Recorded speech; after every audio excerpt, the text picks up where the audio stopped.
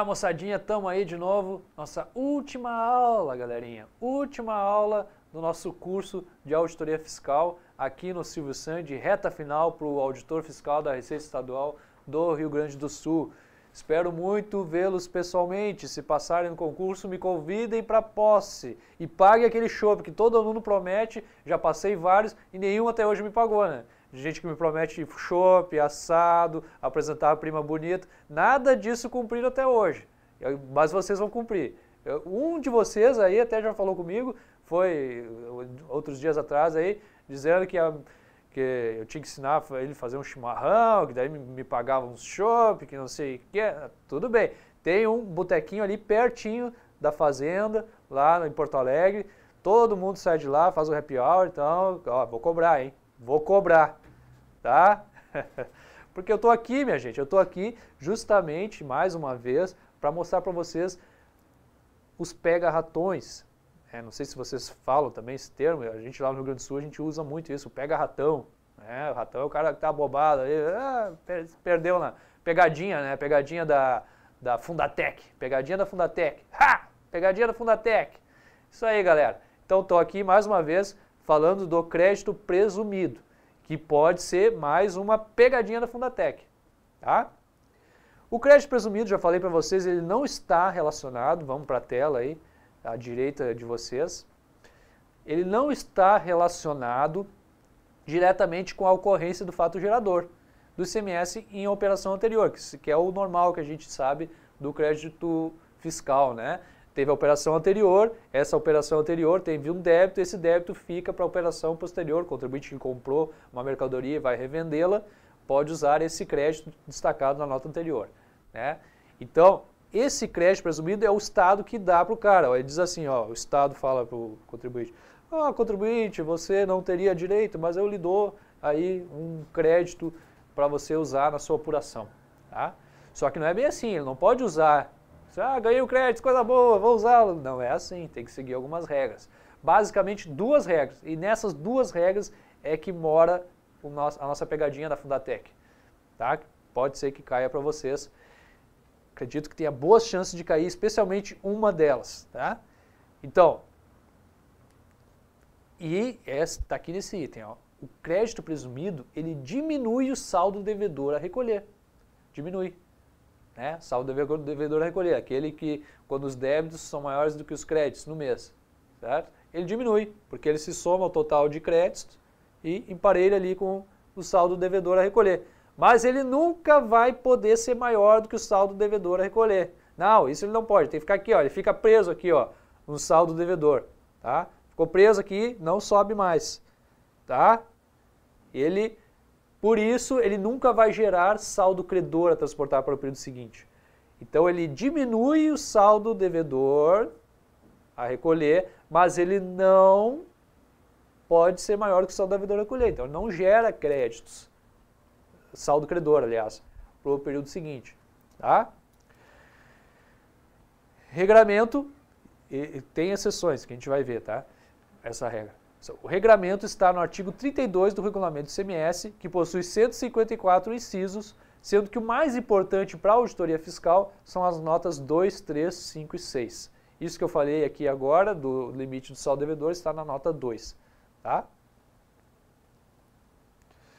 Nota 2, vamos a ela então, diz o seguinte, em cada período de apuração, o valor total da apropriação dos créditos fiscais presumidos pela empresa fica limitado ao valor do imposto por ela devido antes da apropriação.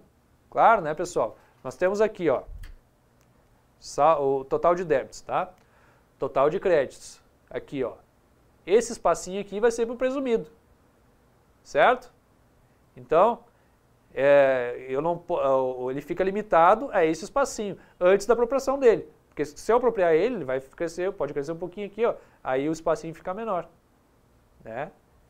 Então, o saldo devedor a recolher seria menor, certo? Então, não é antes de eu considerá-lo ele na apuração, tá? Então, eu não considero o presumido para apuração do limite de saldo devedor a recolher, certo?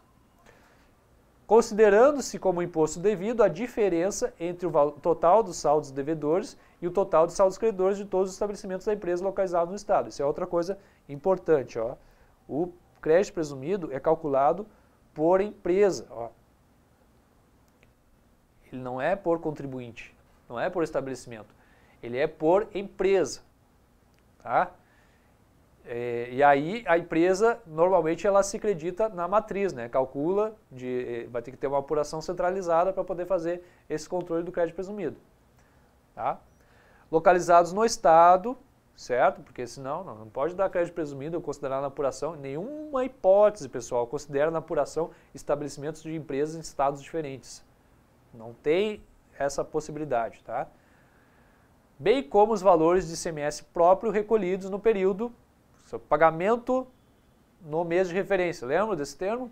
Pagamento no mês de referência, que está lá, que vai na GIA, que o cara já pagou no mês, que ele então, como vai como débito também, ele estaria pagando duas vezes, uma dentro do mês, quando efetivamente teve que pagar, e outra na apuração. Então, para compensar isso, coloca-se um outro campo que é chamado pagamentos no mês de referência, que abate um dos débitos, ficando apenas um débito, tá? Na GIA. Então, considera-se, aqui está dizendo, deixando bem claro que deve considerar também como crédito isso, relativamente bem como os valores recolhidos no período, relativamente a pagamentos antecipados em ocorrência do fato gerador de que trata os artigos 46 a 48. Já tinha mencionado para vocês. Nota 3. A nota 3 é exceção à nota 2, tá? Que eu falei para vocês que tinha exceção a esse limite. Então, a nota 3 diz, a apropriação de crédito fiscal presumido em valor superior ao previsto na nota 2, ou seja, acima do saldo devedor a recolher, que é a diferencinha aquela, relativamente ao que exceder o montante do imposto devido, somente será possível mediante a utilização de crédito fiscal presumido previsto em termo de acordo ou protocolo que observe o disposto na nota 4. A nota 4 tem alguns critérios ali para esse termo de acordo, né? Geração de empregos, sei lá, várias coisas lá. A ser celebrado entre o contribuinte e o Estado do Rio Grande do Sul, ou ser já firmado, vigente em 1º de janeiro de 2005, condicionado à apropriação ao período de vigência do acordo e desde que cumpridas as condições nele estabelecidas. Aqui, nessa linha, nota 3, mais importante é o tal do Fundopay, tá? Que é um programa especial de incentivo à industrialização do Estado do Rio Grande do Sul.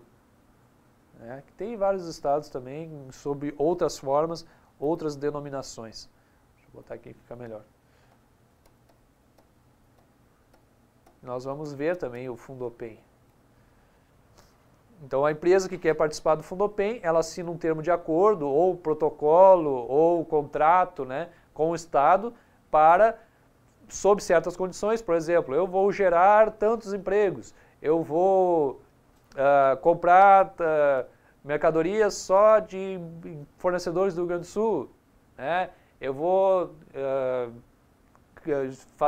construir uma instalação, uma fábrica assim assado no município tal, né? Uma série de condições. E aí assina esse contrato e pode entrar no programa que vai ter direito a um crédito presumido, né?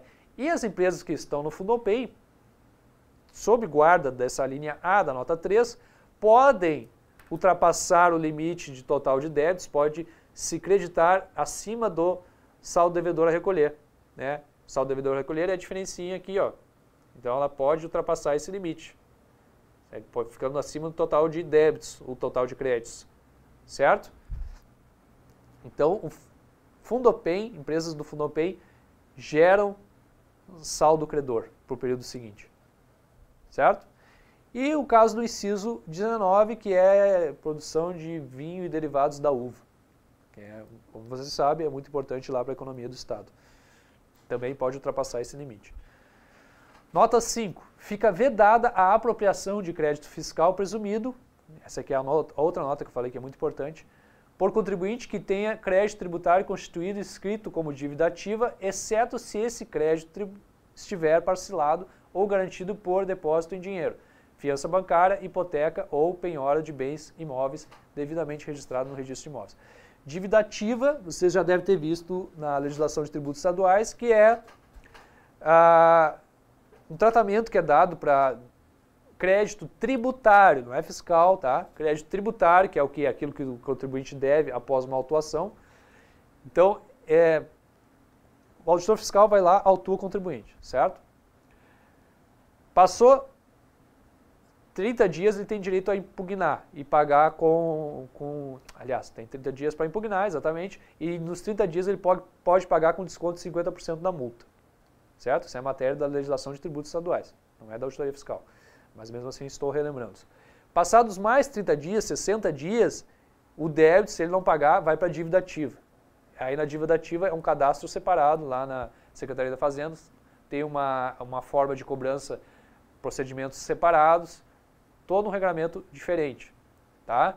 O contribuinte deixa de poder fazer uma série de coisas, né? Vender para o Estado, por exemplo, e aqui também tem mais uma vedação, ele não pode ter crédito presumido se tiver débito escrito em dívida ativa, né? Fora a questão de IPVA e ICMS por atraso, né? Multa por atraso no ICMS, que é, se declarou o ICMS e não pagou por estar atrasado. Aí esse aí é a inscrição automática de dívida ativa, não precisa passar os 60 dias, tá? Mas, se o contribuinte tem débito em dívida ativa, tem crédito tributário escrito em dívida ativa, ele não vai poder aproveitar crédito fiscal presumido. Tá certo, né? O crédito presumido é um benefício que o Estado dá para o contribuinte, então ele não pode estar em dívida ativa, senão é muita falta de vergonha na cara, né? Já está devendo para o Estado, não paga e ainda ganha o benefício, é demais. Então, nota 6. A partir de 1º de janeiro de 2013, 1º de janeiro de 2013 é uma data fatídica, vocês devem ter visto já na legislação de tributos estaduais, que a partir de janeiro de 2013 tivemos uma resolução do Senado que modificou as alíquotas interestaduais nas operações decorrentes de mercadorias importadas do exterior. Você já deve ter visto isso, viram que aí a alíquota fica 4%.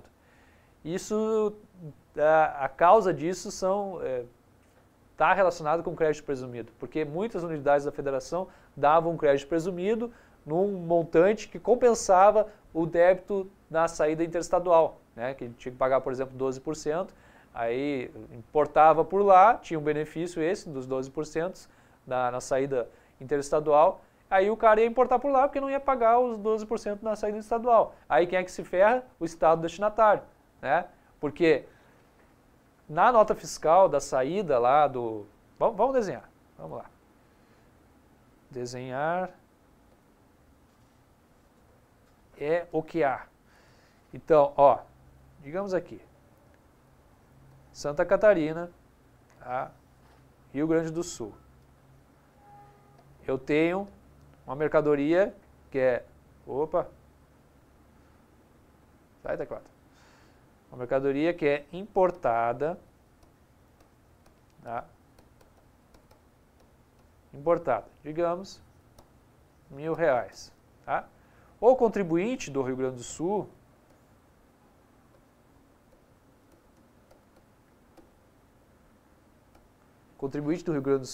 faz essa importação, né, lá pelo Porto de Santa Catarina. Claro que para ele seria muito melhor fazer pelo Porto do Rio Grande do Sul.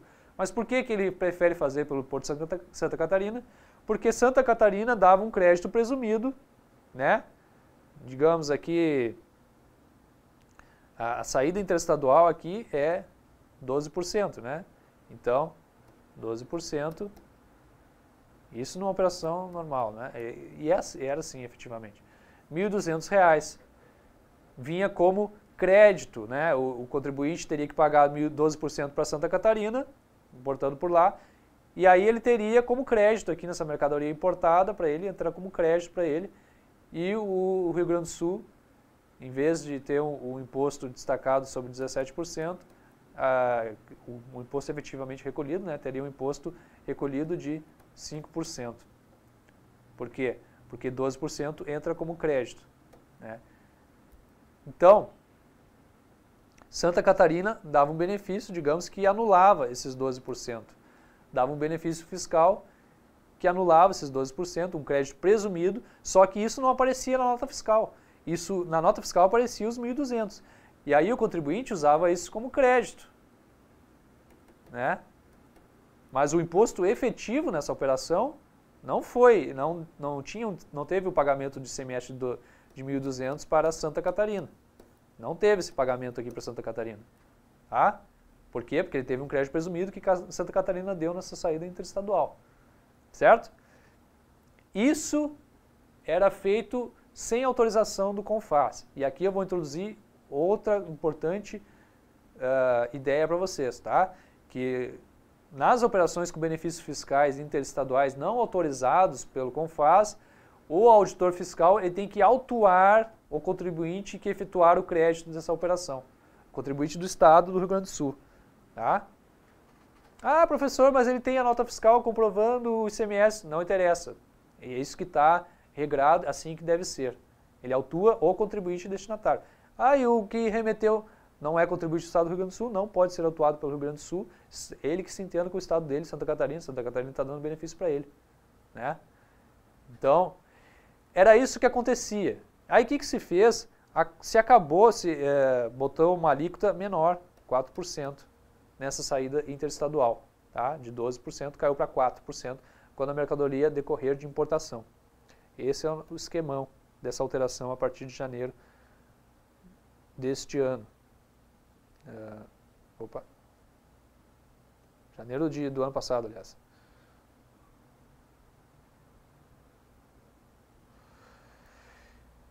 Então, diz que não se aplicam os créditos fiscais presumidos previstos neste artigo às operações interestaduais com bem ou mercadoria importados do exterior ou com conteúdo de importação, sujeitas à alíquota de 4%, conforme previsto no inciso 3, artigo 26,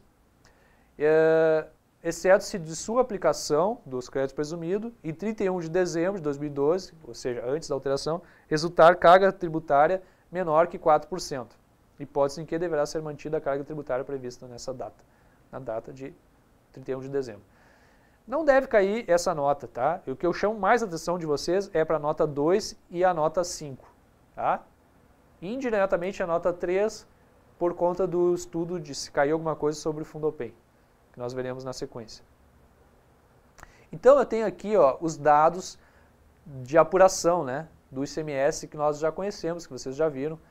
Então o crédito presumido, que eu estava falando para vocês lá, do total de débitos e total de créditos, né? E a diferença entre os dois é o saldo devedor a recolher. O crédito presumido só pode ser aproveitado nesse limite, com exceção dos termos de acordo e dos derivados de uva. Então, lado dos débitos, os débitos, né? Relembrando que isso é importante, se caiu alguma questão disso, qualquer débito aumenta o saldo devedor. Saldo devedor acumulado inferior ao limite previsto na legislação de períodos anteriores, aquele até os 5 PFs, também aumenta o saldo devedor. Débitos vencidos no momento da ocorrência do fato gerador e não pagos, tem que ser pago em algum momento, vai ser na apuração. Então também aumenta o saldo devedor. Do lado dos créditos, que diminui o saldo devedor, nós temos os créditos, lá do quadro A, saldo credor transportado de períodos anteriores, aqui nos créditos excluem. Não entra para apuração do saldo devedor para fins do presumido, excluir presumido.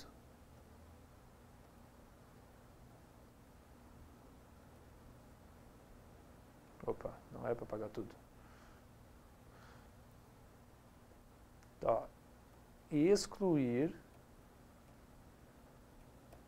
presumido. Porque aqui eu estou procurando o saldo devedor a recolher antes do presumido. Então, não posso considerar o presumido já nesse cálculo. Né? Então, eu excluo o presumido. Está ali na nota 2 do artigo 32. Também, como lado do crédito, saldo credor transportado de períodos anteriores e os pagamentos no mês de referência que o cara já pagou, vai para a GIA como débito de novo, ele tem que compensar de alguma forma, então entra esse crédito. Exemplo.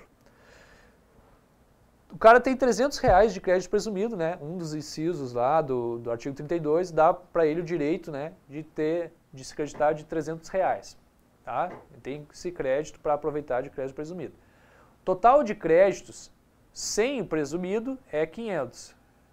Né? Nós somamos ali, temos aqui, ó, total de créditos, sem presumido, 500. Tá? Saldo credor do período anterior, 0. Ó, saldo credor do período anterior, 0. Pagamentos no mês de referência, também não teve nada. 0. Nenhum pagamento no mês de referência. Certo? Do lado dos débitos, tem um total de débitos de 700. Saldo devedor acumulado inferior a 5 PFs, 0.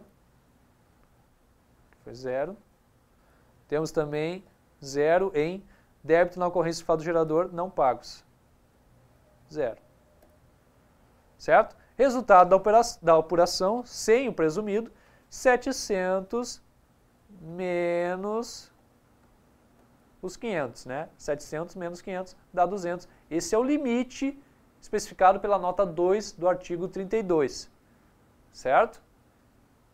Claro, não estou falando aqui de assinatura de termo de acordo e nem do inciso 19º, que são exceções, lá da nota 3.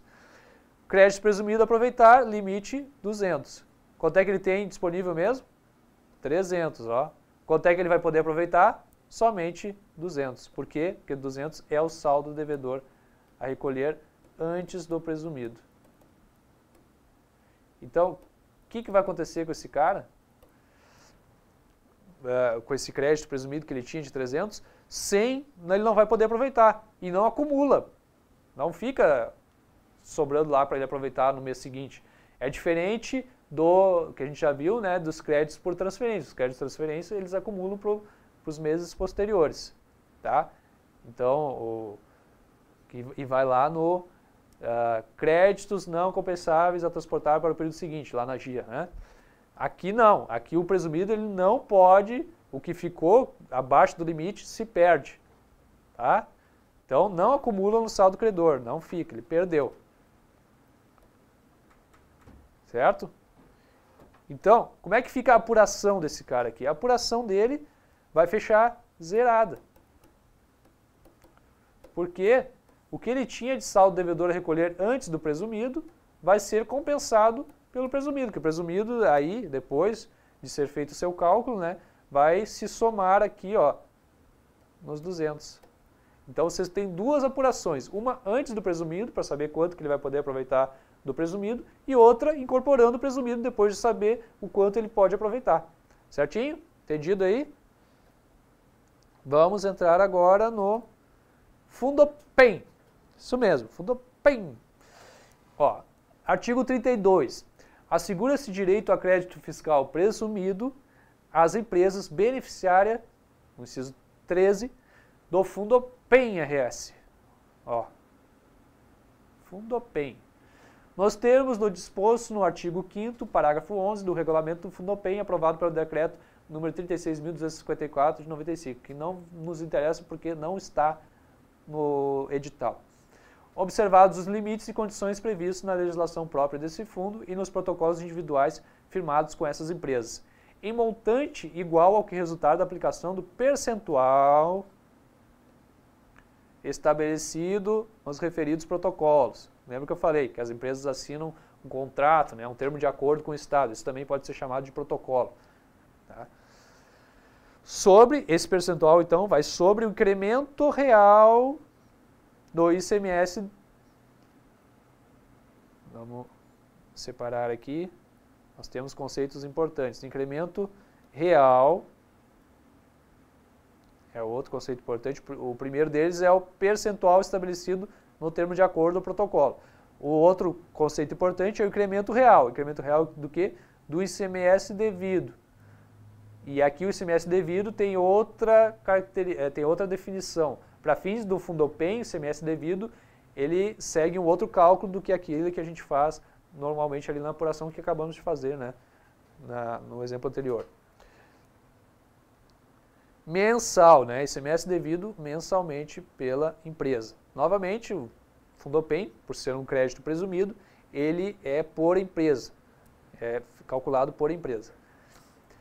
Então, na nota 1 do mesmo inciso 13 diz: Para fins de cálculo do valor do benefício, considera-se, aí agora vem as definições, tá?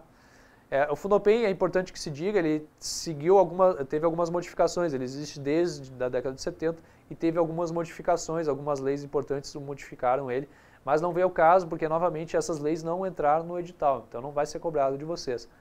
Tá? E lá no artigo 32 tem alguns incisos que acompanham as mudanças dessas leis. Porém, esses incisos, eles não divergem no módulo de cálculo do benefício do Fundopem, que está aqui no inciso 13. Tá? Então não se preocupem tanto com os outros incisos, ele só fala que é o procedimento da carta consulta, as empresas que assinaram na vigência da lei tal, né, tem direito ao crédito presumido, a outra lei que veio tem direito ao crédito presumido, mas não interfere na metodologia de cálculo, que é o que pode cair no concurso de vocês. Tá? Então, considera-se ICMS devido o valor encontrado antes da apropriação do crédito fiscal relativo ao Fundopem. Segue a mesma lógica, né, do crédito presumido, que nós temos que excluí-lo ele da apuração para saber o limite que vai ser calculado. Só que aqui o Fundopem, ele ultrapassa esse limite do saldo devedor a recolher, mas mesmo assim, para nós calcularmos o benefício fiscal, não podemos incluir no cálculo o próprio Fundopem. É uma coisa meio óbvia, mas tudo bem, tem que ser dito. B. Serão excluídos da apuração do ICMS devido, referido na linha anterior, os valores recebidos dos créditos fiscais recebidos por transferência, agora sim, coisa não tão óbvia assim, e os dos créditos fiscais transferidos. Então, o que for transferência não entra na apuração do ICMS devido para fins de Fundopem. Por isso que eu falei que era diferente a apuração do ICMS devido para cálculo do Fundopem, do benefício do Fundopem. Bem como para a apuração do incremento real do ICMS devido mensalmente pela empresa, os valores relativos à responsabilidade por substituição tributária. Também não entra aqui substituição tributária, seja ela regressiva, concomitante ou progressiva. Tá? Nota 2. Considera-se incremento real, ó, definição de incremento real, está lá na nota 2. Essa aqui, a nota 1, é o ICMS devido para fins do Fundopem.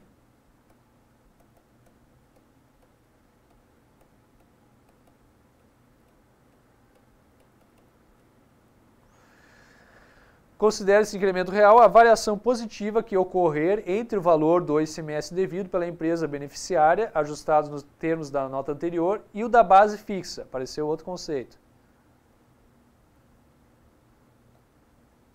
Base fixa.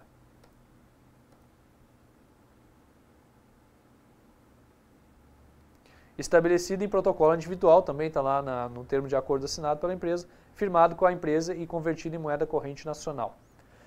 Tá? Incremento real aqui. Então, gente, temos mais um conceito que é a base fixa. Nós já sabemos como calcular o ICMS devido do Fundopem. Vou mostrar um pouquinho mais para vocês. Sabemos que o incremento real é a diferença entre o ICMS devido, apurado, conforme a nota 1, e a base fixa. E essa base fixa ela é determinada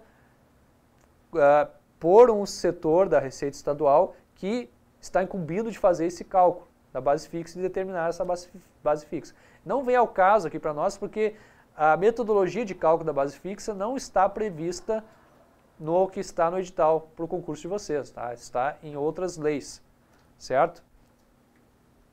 Então, o que importa para nós é saber que existe uma base fixa e essa informação, se cair uma questão do Fundopem, vem dada pelo enunciado da questão. Então aqui, o mesmo quadrinho nosso de apuração, só que agora para fins de Fundopem, aquilo que deve ser excluído daquele nosso quadro de apuração, na verdade, né? Campos da GIA que devem ser excluídos do cálculo do ICMS incremental para determinação do crédito presumido relativo ao Fundopem. Então nós temos do lado dos créditos, aquilo que diminui o saldo do devedor, do lado dos débitos, à direita de vocês, o que aumenta o saldo do devedor. E o que deve ser excluído? Como eu já falei para vocês, lá do quadro A, o próprio crédito presumido decorrente do Fundopem não pode ser considerado aqui, tá? Para cálculo do ICMS devido para fins de Fundopem. Por transferências, né? Os créditos recebidos de outros contribuintes por transferência. Substituição tributária, os créditos também não entram, certo? No lado dos débitos, que aumenta o saldo devedor, aqui eu mudei os lados, eu vinha trazendo os débitos à esquerda e os créditos à direita. Aqui deu uma diferença, tá? Mas vocês entendem, né, que um é crédito, o outro é débito. Tá escrito ali. Parte dos débitos por saídas relativa ao diferimento com substituição tributária, porque o diferimento é substituição tributária regressiva, né, para trás. E parte dos débitos de responsabilidade compensáveis relativas ao diferimento com substituição tributária, que é quando a saída posterior sai isenta, não tributada, ou que não teve a ocorrência do fato gerador do contribuinte substituto. Débitos por transferência também, certo? Então aqui diferimento com ST, né? E o outro diferimento não. Débitos por substituição tributária, tá? Então, pode cair, se for cair, não vai cair diferimento. Tá? Não deve cair, não vamos sacanear tanto assim vocês. Que pode cair, obviamente, esse aqui, ó, de excluir o próprio Fundopem para apuração do ICMS devido para fins de Fundopem, e o por transferência. Esses são os mais prováveis de cair. Tá?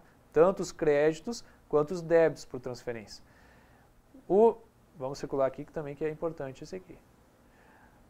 E a substituição tributária prevista nos títulos 2 e 3 do livro 3, que é a progressiva e concomitante.